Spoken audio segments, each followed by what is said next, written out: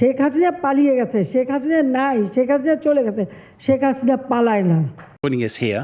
It's a pleasure to have you in, and I imagine there are plenty of things going on in your mind right now about what's happening in your home country. What's your take on the situation? This is a day of great celebration for us. We had the independence from Pakistan on 16th of December 1971. We celebrated it. It's a big joy, rejoicing for everybody that we are free, we are independent, and so on. So there was a liberation day. Today, we feel like the second liberation day. We are free from all the oppression, all the attack that we had, all the mismanagement, all the corruption. So everybody now on the street, millions and millions of young people on the street, everywhere in Bangladesh. It's not Dhaka city, it's not a Dhaka city-based eruption, it's a complete country. This is something right across the country? Right across the country, and every single town, every single And place. this comes from, is it just Sheikh Hasina's rule, or is there a whole structure behind her that's created the problem?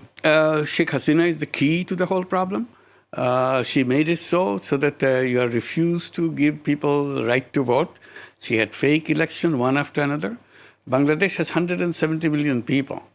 2/3 of the population are young people. And they never had a chance to go to election booth to cast their vote. These are the young people who want to do things. And full of energy, full of creative power. They're connected with the rest of the world because of the communication technology today. But they cannot select their representative in the parliament. They cannot participate in the elective process because there's no election. Nothing happens. So a one-person rule.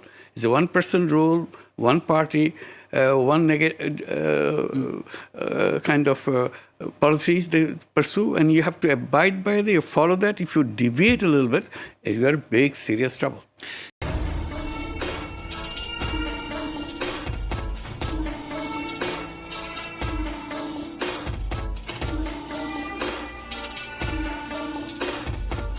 So, why do 75% of Bangladeshis believe in Dr. Muhammad Yunus's vision for the future? Dr. Muhammad Yunus, the mastermind behind Grameen Bank and a Nobel Peace Prize winner, is considered for an interim government role due to several compelling reasons. First, his economic expertise. Yunus has an extensive background in economics, particularly in innovative financial solutions aimed at poverty reduction. His creation of Grameen Bank introduced Microcredit and Microfinance, which have been transformative for many low-income individuals who lacked access to traditional banking services. His expertise could be instrumental in stabilizing the economy, expanding financial services to marginalized populations, and encouraging entrepreneurship and small business development. Second, his innovative solutions. Yunus is known for his creative approaches to socio-economic challenges. His concept of social business aims to address social issues within a business framework without the profit motive dominating. This innovation could help develop social programs, create sustainable development, and benefit society as a whole. Third, his international reputation. Yunus's global recognition can attract international support and aid, which is often crucial for an interim government facing economic or political crises.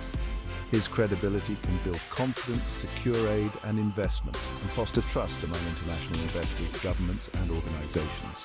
Fourth, his ethical leadership. Yunus is widely regarded for his integrity and ethical approach. In a period of transition, ethical leadership is vital to restore trust, ensure transparency, and foster good governance. Fifth, his non-partisan stance. Yunus's relatively non-partisan stance can help him navigate the political landscape impartially. This neutrality is beneficial for mediating conflicts, building consensus, and encouraging inclusivity. Sixth, his track record of empowerment. Yunus has empowered millions through microfinance, particularly women, by providing them with financial resources and opportunities. His focus on empowerment can promote gender equality, strengthen grassroots development, and encourage civic engagement. Lastly, his vision for social change. Yunus has a clear vision for a more equitable and sustainable world. His vision can guide interim government policies towards reducing inequality, promoting sustainable practices, and introducing innovative governance models. While these qualities make Dr. Yunus a strong candidate, his potential lack of direct political experience and the complex political landscape must be considered. The final decision should take into account the specific needs and challenges of the situation. An interim government, also known as a caretaker government, is sometimes necessary for Bangladesh or any country undergoing significant political, social, or economic turmoil. Here are some reasons why an interim government might be needed in Bangladesh.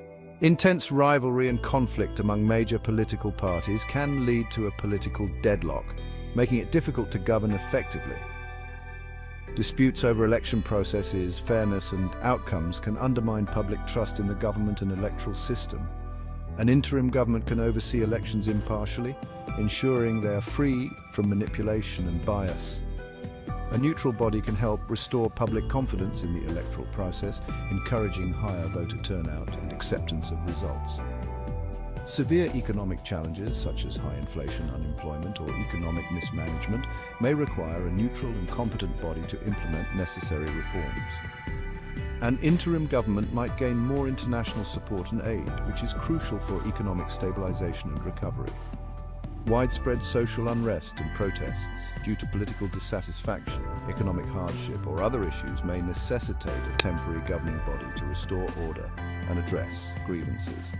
An interim government can work to improve the human rights situation and address concerns of marginalized groups. High levels of corruption can erode trust in governmental institutions.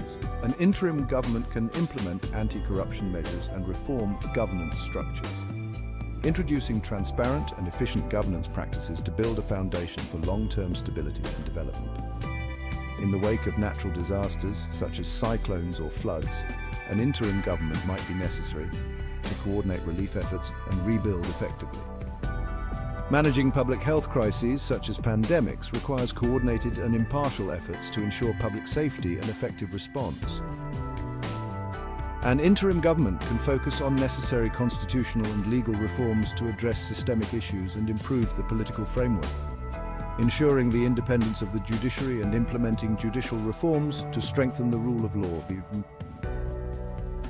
An interim government can work on rebuilding international relations and restoring the country's image abroad, building trust with international partners to secure necessary aid and investment for recovery and development. An interim government for Bangladesh might be needed to address these critical issues and ensure a stable, fair, and effective transition to a more permanent and democratically elected government. The aim would be to stabilize the country, rebuild public trust, and create a conducive environment for long-term growth and development.